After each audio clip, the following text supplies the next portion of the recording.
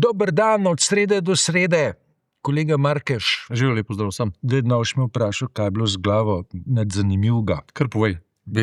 Treščil sem se ob rob nečesa. Pol 6 sem bil na urgenci, ob 7 sem bil že v službi, tako da sem zadovoljen s tem, kaj živi zdrav. Javno zdravstvo Obdelalo. obravnavalo. Kako? Skaj še šiv dobo? Ne enega, 3. Ja. Ampak greva mi dva kresnih stvari. Se to je resna stvar, da rečeš. Ja, ne to, da sem si jaz glavo razboltal. Nekaj bi lahko bilo, če bi si jo bolj. V redu. Imamo kandidata za predsednika vlade. Državni zbor je imel neko proceduro, med katero je 48 poslank, poslancev podpisalo izjavo, da predlagajo Janeza Ivana Janšo za mandatarja za sestavo vlade. V petek predvidoma bo to glasovanje v državnem zboru. Med podpisniki je pa tudi opozicijska stranka, vsaj tako se predstavljajo, Resni.ca. Je to ti nenavadna situacija ali nekaj, kar pač spada v del šarade, ki je pa spremljala že dalj časa? Ja, to politična slika zdaj je sama po sebi navadno nenavadna ali pa nenavadno navadna. Ob tem, mislim, to ni presenečenje, da ne. Sveda ne. To ni presenečenje. In način funkcioniranja tudi ni presenečenje, na to smo opozarjali, ampak zdaj brez veze govoriti za nazaj. Ker tudi zdaj so se pojavile neke ankete, ki kažejo na drastičen upad vseh teh strank, ki zdaj sestavljajo vlado. Ampak v temu bi lahko rekel samo kasnosti že Marko na koso. Volitve so minile, realnost je takšna, kakršna je. Ampak tisto, kar bi, pa sploh ne komično, čisto resno, čeprav se bo slišal neresno, rekel, je tako, ne. Jaz mislim, da ta četrta Janševa vlada pač bo nastala in bo zelo hitro, oziroma že je delegitimirana v izhodišču skozi omnibus zakon, skozi cel sistem nekih fint, prevar, nekih šahovskih manipulacij, ki od ljudi odtegujejo transparentnost, odtegujejo to vrstno preglednost, da bi ljudem pojasnili, da so oni natanko to, kar ljudje dejansko so hoteli. Ne? Skratka, tega ni. In zdaj od tukaj naprej gremo na makadami in od tukaj naprej se bo pač treba zelo ozaveščeno postaviti za državo, zato, da tej državi, in to je tudi naša novinarska naloga, mislim, naša novinarska naloga je biti pes čuvaj ustave, pes čuvaj temeljnih človekovih pravic, pes čuvaj pridobitev pač moderne države in razsvetljenske kulture, in to počnemo, da ne bo kakšne pomote, ampak mislim, zdaj grem nazaj k tisti resni neresnosti, je to, jaz mislim, da ta četrta vlada ne bo dolgega daha, lahko traja do konca mandata, dvomim, da bo preživela, če pa že bo pa životarila, oziroma bo.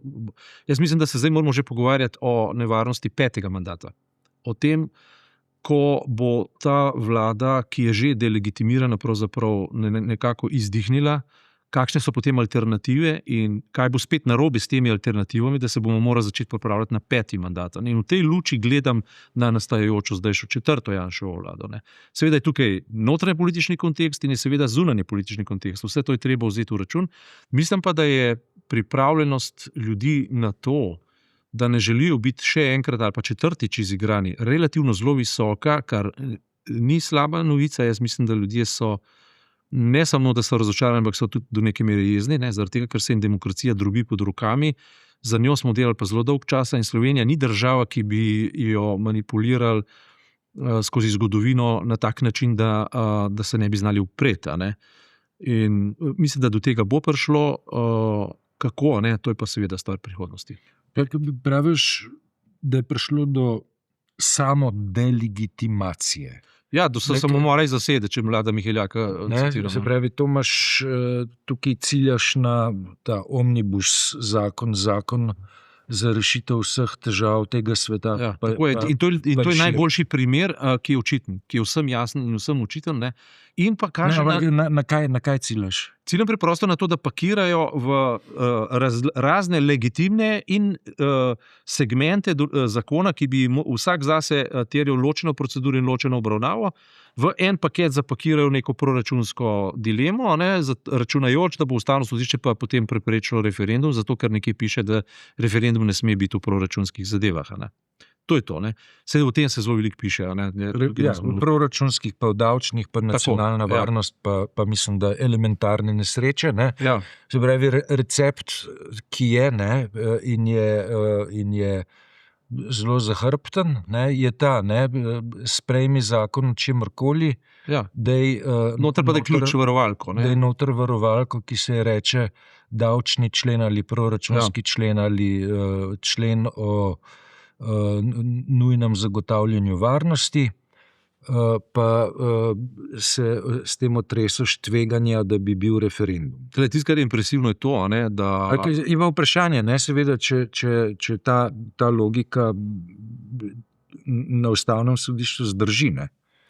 Ja, to je pa zelo pomembna tema. Namreč, kot državljan bi res apeliral na Ustavno sodišče, da zato je kvalificirano, da ne rečem tudi plačano, ne, da v obravnavanju tega zakona naredi zajem širših vrednot in ustavnega konteksta. Ne gre samo za neko tehnično vprašanje, pa gre dejansko za vprašanje vseh možnih demokratičnih vrednot, ki so vgrajene v Ustavo in v duh Ustave, in da Ustavo imamo zaradi duha Ustave ravno toliko zaradi tehničnih izvedb tega zakona. Ne. In ustavna sodnika, bivša ustavna sodnika pri Marcelu, dr. Ribičič in dr. Vedem Lukičana sta v ponedeljek, mislim, da nakazovala nekatere možne rešitve, ampak iz vsega tega bi jaz razbral preprosto to, da Ustavno sodišče tukaj ne more biti samo v opoziciji, da preigrava Lego kocke, kako se staviti skupaj v neko rešitev, pa je treba pogledati na celoto, ne? Kako ta država funkcionira, kako ta demokratični proces funkcionira, kako ljudje imajo po ustavi pravico do participacije, ne? Po prvem, drugem, ne vem, katerem vse členu ustave. Jaz upam, da bo to modro, treba bo seveda njihove odločbe upoštevati, ampak mislim, da bo toliko modro, mislim, da elementi za to so, in kar izjave človek pobira tako v javnosti, da se nekateri ustavni pravniki tega zavedajo, ampak to bo izredno pomembna odločitev, zaradi tega, ker v tem omnibusu zakonu recimo so v imenu, to so se že pogovarjali, recimo v imenu tega, ne, da bo gospodarstvo bolj učinkovito, kaj delajo recimo, ne. Po eni strani so razglasili, da boš lahko imel dvojen penzion, se pravi penzion plus plačo, spregledali pa to, kar je gospod Feketija nakazal in o čemer se bomo morali še pogovarjati, pa to, ne, da bodo s prvim pogojem lahko že upokojevali nekatere delavce in sploh ne bodo mogli priti do maksimalnega izplačila pokojnine, zaradi tega, ker bodo imeli možnost, da jih upokojujejo in na ta način v bistvu prikrito odpustijo, oziroma to je zdaj dilema, o tem se bo treba pogovarjati. In v to je pa zajeta večina delovnega ljudstva, ne samo nekaj patricijev, nekaj privilegirancev, poslancev, recimo, ki bodo v penzionu, pa jo dobili poln penzion plus poslansko plačo, v neke visoke številke, široka množica ljudi, ki bodo pa na tem, da jih bodo zato, ker so starejši, zaradi tega, ker so bolehni in tako naprej preprosto upokojili, in bodo potem nezaposljivi, nikoli pa ne bodo dosegli svojega polnega ceza, do katerega imajo pa pravzaprav pravico. To so vse dileme, ki so zapakirane v ta omnibus zakon, seveda, da ne rečem da ne govorim potem o demontaži javnega zdravstva in vseh teh zadevah, v imenu tega, da se pa v davčnih reformah ne moramo pogovarjati. In ustavna sodnika sta povedala, bivša, da duh tedanjega sprejemanja zakona v tem, da se ne sme referendum delati o davčni zakonodaji, je to, da ko imaš, recimo, milijardno luknjo, da na referendumu ne smeš odločiti o nekih pravicah ali ukrepih, ki bi to luknjo proračunsko še znižali in se na ta način v bistvu delegitimirali nasproti fiskalnim pravilom, kakršne veljajo v Evropski uniji, katere del smo. Zdaj gre za obraten problem, da z referendumom preprečuješ, da bi ta luknja nastala. To se pravi, v tem smislu, je pohvalno, da nastane referendum, ki prepreči, nekaj, kar so strokovnjaki, predvsem fiskalni svet, že izračunali vnaprej, da se bo zgodilo. Ne? Ne, mislim, jaz bi mogoče z druge strani gledal na problem ustavnosti. Ne? Veš, mislim, če imamo načelo vladavine prava, pa načelo oblasti ljudstva pa to oblast izvaja med drugim tudi skozi referendum. Ne? Ja. Več potem zakon, ki tako čudaško lepi zelo heterogene elemente skupaj, ne izpolnjuje kriterijev, ki spadajo v okvir koncepta vladavine prava. Ne? In še več, tudi politične filozofije. Poglej, pojem reprezentacije in avtorizacije. Ne? Gre pač po liniji dobrovernosti, tako kot Iranci zdaj rečejo, mi se hočemo pogajati v dobri veri, in moramo svojemu nasprotniku oziroma so pogajalcu zaupati. Tukaj gre pa tako. Nekdo pride pred volilce in reče, to je moj program. Ljudem v dobri veri podelijo glas zato, ker verjamejo, da tisto, kar povedal, res. Naslednji moment se zlaže in to je zdaj največji problem. V ponedeljek smo poslušali Logarja, pa to je bilo nekaj neverjetnega. To ti dobesedno zastane. Ne?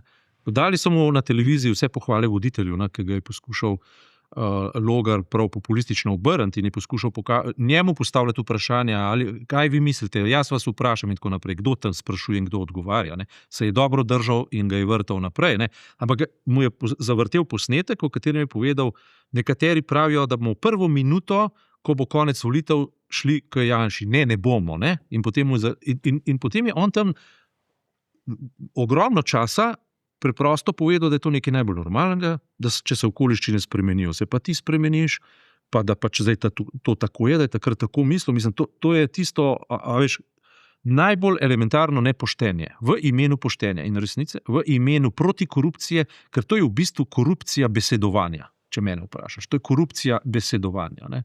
Se pravi, ti moraš besedo spoštovati, ti moraš govoriti stvari jasno, transparentno in nedvoumno. Logar ne počne drugega, kot obrača besede in laže. In to zdaj sestavlja to koalicijo in on ni edini primer. Ne? In koliko gre to skupaj ne samo s politično kulturo, ampak z duhom reprezentacije in avtorizacije, če tako rečem. Ne? Ti vedno kot, kako ne rečem, državljan, kot prebivalec naše države, avtoriziraš nekoga za 4 leta, da bo zastopal tvoje interese. V tem primeru je prvo minuto, še preden je vlada nastala, jasno, da ne bo zastopal tvojih interesov, ampak da je igro obrnil zato, da bo zastopal bodisi svoje interese, bodisi interese lobijev. To je vsem danes jasno in očitno. Razlika med skrajno desnico in drugimi je pač v tem, da rečejo pa kaj. Saj to je normalno, to je politika, tako se to dela. Kaj pa vi? Ne? In pa začnejo poenostavljati stvari, skratka, po klasičnem avtoritarnem. Vi niste za nižje davke. Vi niste za tako, ne, mislim, to je nekaj tako bolanga. Nižje davke. Vsi smo za nižje davke, ampak smo tudi za zdravstvo, smo tudi za šolstvo. Ja. In tisto, kar zdaj preti, da bodo na omnibus način demontirali šolstvo, da bodo demontirali zdravstvo, da bodo vse te stvari počeli, to je definitivno izdaja volilnih glasov v liniji argumentacije ali pa v liniji avtorizacije in delegacije. To se pravi, če ti delegiraš svoj glas nekomu, ki ti je rekel, da bo to in to naredil, on pa prvo sekundo preskoči in gre v nasprotje od tega, temu se reče najmanj, kar je prevara, da ne rečem izdaja. Ne? In te stvari je treba v interesu duha ustave nasloviti z zelo jasnimi besedami. Tukaj ni druge govorice kot jasna govorica o tem, kaj se je zgodilo. Včeraj je predsednik ustavnega sodišča Rok Čeferin na Brdu pri Kranju, tudi bil nek dogodek povezan z inštitucijo državnega odvetništva, kjer je bil slavnostni govornik, rekel pri naših volitvah tokratnih, da je prišlo do vplivanja. Ja.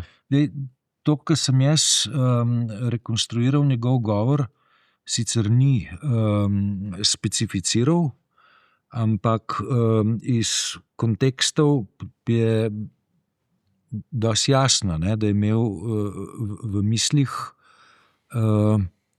operacijo, ki jo je peljala izraelska zasebna obveščevalna agencija, služba, podjetje Black Cube. Jaz bi težko rekel, kaj on imel v mislih, ne, in to si bo on vedno pridržal, ampak če bi jaz razmišljal, bi v njegovi koži, bi verjetno imel v mislih Black Cube. Ne. In če se postavim pa še nazaj v svojo, iz njegove v svojo, pa še bolj v svojo kožo, se pravi iz sebe nazaj v sebe, če se tako izrazim, ne, bi upozoril tudi na efekt Black Cube znotraj Black Cube. Se pravi, imamo Black Cube in imamo znotraj njega še en Black Cube, ne, na Trstenjaku. Ta hiša dejansko kot en Black Cube. Ne. Se pravi, tisto, kar... Sam da je bele barve. Ja, ampak je To pa... je fasada, ja. To je fasada. Znotraj njega pa še en Black Cube. Ne. Namreč, zakaj to govorim? Ne zato, ker bi hotel kogarkoli žaliti, ne zato, ker bi hotel biti prepirljiv ali karkoli razen, ampak zato, ker so učinki tovrstne politike, ki se tudi lepi na naše kože, v smislu diskvalifikacij in vseh podobnih stvari, na tanko delovanje izpod zemlja. Kot da bi imeli te bote, te trole in diskvalifikatorje svoje medije na tanko zato, da stalno opozarjajo, vsakdo izmed vas, ko bo dvignil glas, bo dobil nek dosjejček, ki ga bomo potegnili ven, kajti vsakem vemo nekaj. Ne? In če to zdaj ekstrapoliramo na to, kar Izrael počne, ne? Bi jaz rekel, da je ta moment priučevanja nekih sumljivih metod, ki izvirajo ta trenutek iz Izraela, pa grejo po vsem svetu, od Pegaza nazaj, ne, od tistih prisluškovalnih aplikacij in vsega tega nazaj, v Sloveniji pa šlo tako daleč, da se dejansko dobronamerni ljudje, ki hočemo delati za državo, ki hočemo delati za mir, vedno znova soočamo z branjenjem pred nečemer, pred čemer se nikdar ne bi smeli braniti, ker bi morale institucije države s tem počistiti že v osnovi, ker so za to plačane in za to postavljene. Ne. In ta podtalna, agresivna, napadalna politika natanko povzroča to, da se dobri, pametni ljudje umikajo iz politike, zato ker se enostavno nimajo živcev, da bi se izpostavljali to vrstnim napadom, ker nihče teh napadov ne ustavi in potem vsi tisti, ki so ljudje, ki so v pasivi, ki iz takih in drugačnih razlogov ne stopajo v prvi plan, vedno znova na volitvah so potem soočeni s tem, da se morajo braniti proti neki politiki, ne pa za neko politiko, se pravi, nimajo afirmativne, ampak imajo negativno politiko in na koncu je vedno razočaranje, zaradi tega, ker tisti, ki to počne v tem primeru, je to Janšov Black Cube, vedno znova določa svojega nasprotnika. Saj to smo že večkrat tematizirali. Ne? On določi, kdo bo njegov nasprotnik, misleč, da ga bo vedno lahko obvladal. Ne? Ja, medtem ko sva šla do studia ob 12:52, Ja. je prišlo sporočilo, kaj je to vladni urad za komuniciranje, Ja. Ki pravi, da se je sestal sekretariat Sveta za nacionalno varnost, ki se je dal seznaniti z rezultati neodvisne forenzične analize, ki je potekala v tujini, med katero so v tujini forenziki preučevali te posnetke, ki jih je pridelala organizacija Black Cube. Dodano je, da je prišlo ob tem do poskusa vplivanja na volitve in do hudih kaznivih dejanj, vendar v interesu nadaljnje preiskave detajlov v javnost še ne želijo posredovati. Ampak ta precej kategorična trditev, da je prišlo očitno do dejanj, ki jih obravnavajo kot hudo kazniva, se mi zdi pomenljiva tudi. Če bi imela ta komisija neodvisen mandat, predvsem pa ne prekrit z zamenjavami ob volitvah, bi to imeli neko težo. To pa veš, da bodo vso komisijo zamenjali. Ne? To je Svet za nacionalno varnost, ki ga itak vlada postavi, ko se konstituira. Ne? No, in s tem je ta zgodba končana. Ne? Ampak tisto, kar... Ni končana, zaradi tega, ker potem tožilstvo to vzame za res. Seveda, ne? To je upanje. Tožilstva so v tem primeru, pa seveda tudi policija je neodvisna inštitucija, ne, ki ni vezana na kakšna vladna navodila, ampak izključno na zakon. Ne? V tem vidimo lahko neko upanje, ampak tisto, kar zdaj vidimo, in je vladajoča SDS oziroma ta krog nove koalicije že najavil, je to, da bo na vsako resno in utemeljeno tožbo, obtožbo ali pa očitek, recimo o korupciji, naredil svojo protikorupcijsko komisijo. Se pravi, oni so tisti, ki so subjekt Black Cube, ampak oni bodo naredili komisijo pri preiskovanju Black Cube, ampak to tistih civilno-družbenih skupin, ki naj bi to zadevščino uporabile in zlorabile za politične namene. To je najava. Ne? In v tem je nekaj perverznega. In če se spomniš, ko smo takoj v javnosti prepoznali vzorc laži in laž je postala tako rekoč sinonim, recimo za resnico, ne, Stevanovičevo, in laž postaja sinonim za novo vlado, dobesedno, ne, se je bodoči predsednik vlade Janša neverjetno veliko začel posluževati besedo laž in to z obtožbami proti drugim. Ne.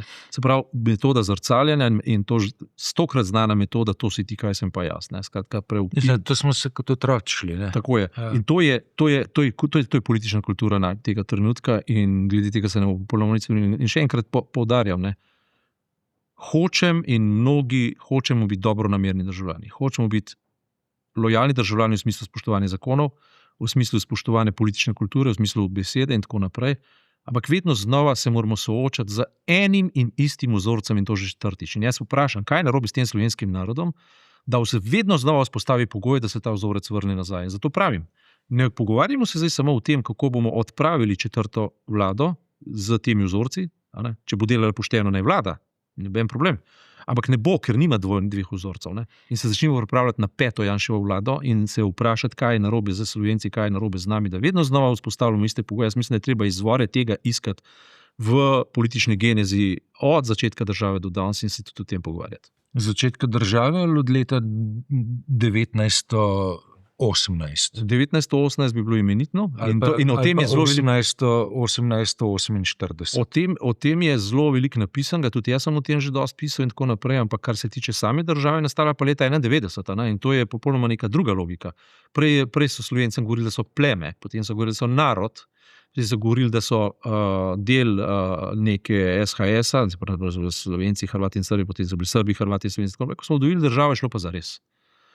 Tle gre pa za res, smo dobili ustavo, smo dobili neodvisne institucije, smo dobili moderno državo in smo postali del neke politične širše zgodbe, ki se je kaj hitro izkazala, da ni toliko demokratična kot plutokratična in če se že ne moramo popraviti za nazaj, ne, se pa lahko popravimo za naprej in o tem se pa moramo ne samo pogovarjati, tudi kaj narediti. Se pravi, od leta 91 naprej nismo več ne Banovina, ne Bantustan, ampak država. In nimamo izgovora. Ja.